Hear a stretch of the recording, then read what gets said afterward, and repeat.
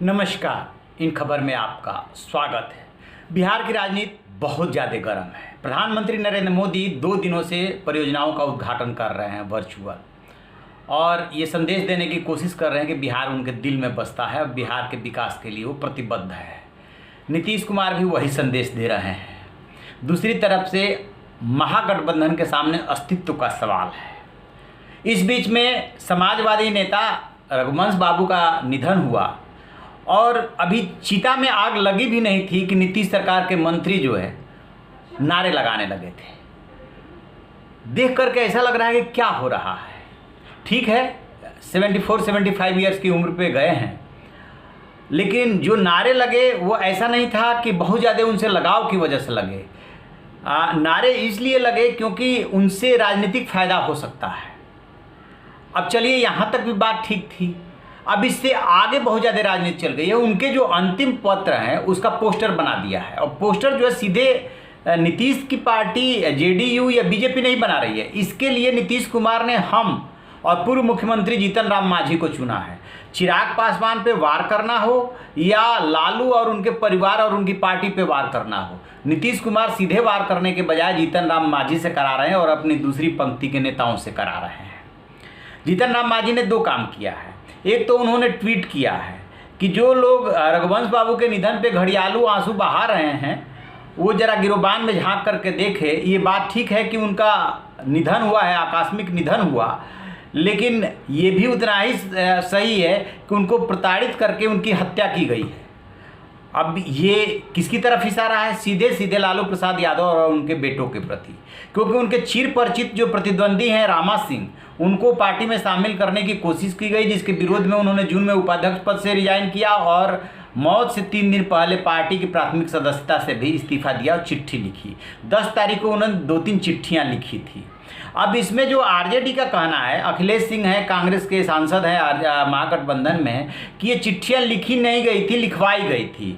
ICU में जब वो थे तो ऐसी चिट्ठी कैसे लिख सकते हैं? हालांकि उनकी हैंडराइटिंग में कोई सवाल नहीं उठा रहा, तो उनका कहना है कि बीजेपी और जेडीयू के जो नेता मिले उन्होंने साजिश करके ये चिट्ठी लिखवाई। चलिए, राजनीति का आरोप प्रत्यारोप है। तो एक तो इन्होंने जीतन राम मांझी ने ये ट्वीट किया कि उनकी ऐसे हत्या की गई है और वार किया। इस पे जो है शिवचरण राम जो हैं आरजेडी के विधायक है, वो बरस पड़े कि लाश पे राजनीति की जा रही है। आप उनको सुनेंगे वीडियो में। इस तरीका का जो है कि लोग रघुवंश बाबू के लाश पर राजनीति नहीं होनी चाहिए। लोग जो है तो मांझी जी का जिस पार्टी में गए हैं, जिसके गठबंधन में गए हैं, जिसके नेता के नेतृत्व में गए हैं, तो जिंदगी भर लाश पर राजनीति किए हैं।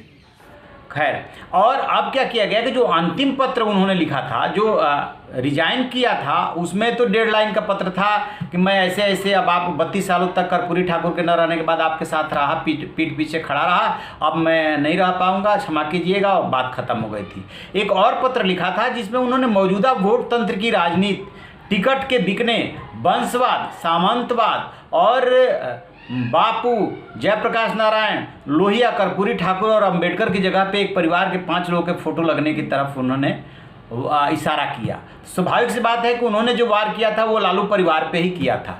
अब इसी को जो है इशू बनाया जा रहा है चुनाव में, क्योंकि आरजेडी की कोशिश कर रही है कि ये दावा करे कि रघुवंश बाबू हमारे थे, उनका रिजिग्नेशन तो मंजूर हुआ नहीं था।